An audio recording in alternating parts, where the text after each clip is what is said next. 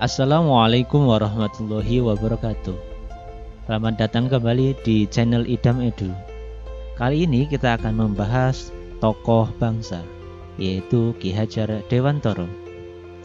Ki Hajar Dewantara lahir pada tanggal 2 Mei tahun 1889 di Yogyakarta dengan nama Raden Mas Suwardi Suryaningrat. Beliau adalah cucu dari Sri Pakualam III. Dari genealoginya, Suwardi Suryaningrat adalah keluarga bangsawan Pakualaman. Sebagai bangsawan Jawa, Suwardi Suryaningrat mengenyam pendidikan di ELS atau Europees Lagere School, sekolah rendah untuk anak-anak Eropa. Kemudian Suwardi Suryaningrat mendapat kesempatan masuk Stovia, namun karena kesehatan beliau tidak menamatkannya. Adapun profesi yang digelutinya justru pada dunia jurnalisme yang berkiprah di beberapa surat kabar dan majalah pada waktu itu seperti Sudiotomo, Medan Java, The Express, Utusan Hindia, Kaum Muda, Cahaya Timur, dan Pusara yang melontarkan kritik sosial politik kaum Bumi Putra kepada penjajah.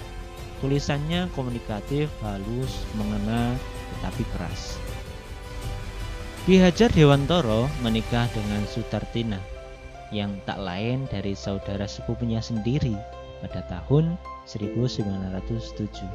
Wanita yang kemudian dikenal dengan sebutan Nyi Hajar Dewantara ini anak Pangeran Sosroningrat, adik kandung Pangeran Suryaningrat. Ki Hajar Dewantara terus berkiprah dalam dunia tulis-menulis.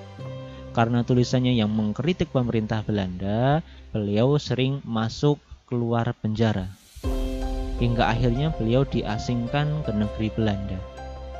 Pada tanggal 26 Juli tahun 1919, Ki Hajar bersama istri dan kedua putranya yang lahir di negeri Belanda pada waktu pengasingan, yaitu Niken Pandasari Sucapiasti 29 Agustus 1915 dan Subroto Aryo Mataram yang lahir pada 5 Juni 1917 kembali ke tanah air dengan sampai di Jakarta pada tanggal 6 September tahun 1919.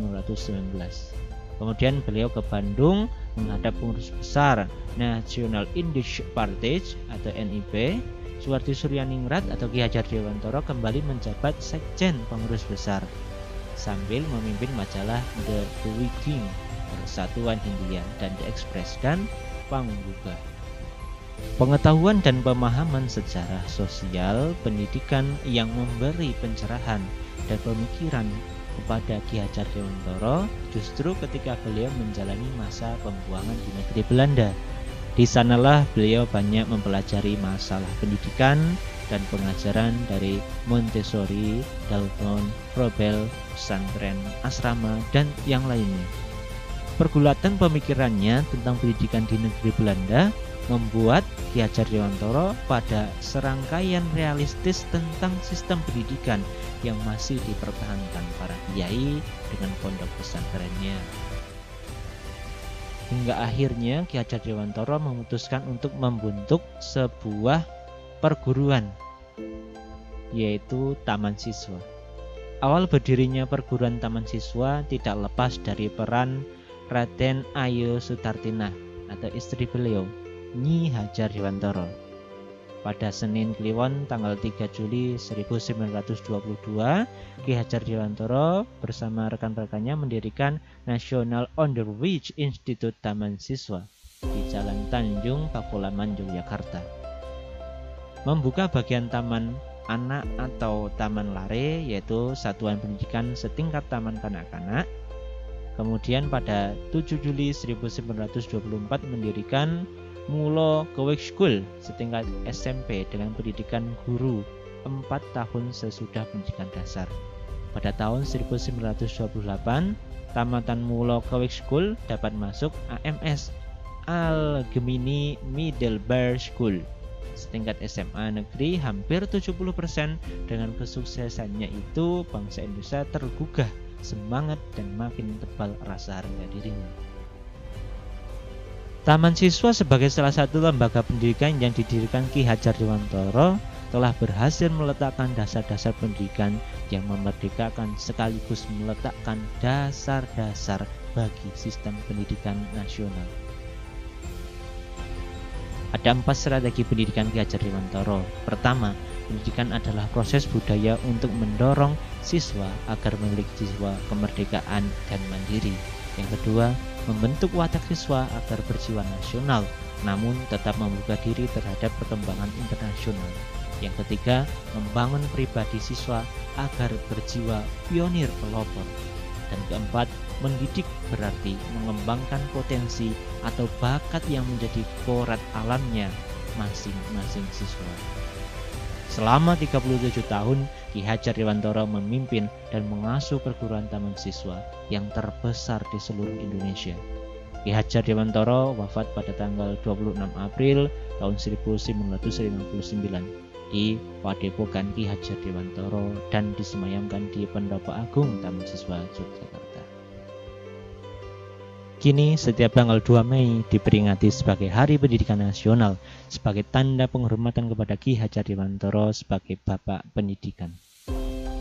Banyak sekali yang dapat kita pelajari dari beliau, mulai dari petuah, inspirasi hingga apa yang dilakukan beliau. Seperti semboyan ing ngarsa sung tulodo ing madya mangun karso tuturi handaya, yang berarti di depan memberi contoh, di tengah memberi semangat, dan di belakang memberikan daya kekuatan. Sedangkan petuah dari Ki Hajar Dewantara diantaranya yaitu tetep, antep, dan mantep, yang berarti ketetapan pikiran dan batin yang akan menentukan kualitas seseorang. Dan selanjutnya ngandel, kandel, kendel, dan bandel. Percaya akan memberikan pendirian yang tegak. Yang terakhir, neng, ning, nung, dan nang. Kesucian pikiran dan kebatinan didapat dengan ketenangan hati. Demikian berkaitan dengan tokoh bangsa Ki Hajar Dewantara yang selalu memberikan inspirasi kepada kita semua, baik berupa inspirasi yang langsung berupa moral maupun kegiatan-kegiatan yang dilaksanakan beliau menggugah kita semua. Semoga kita bisa belajar dari beliau untuk kebaikan bangsa. Terima kasih. Assalamualaikum warahmatullahi wabarakatuh.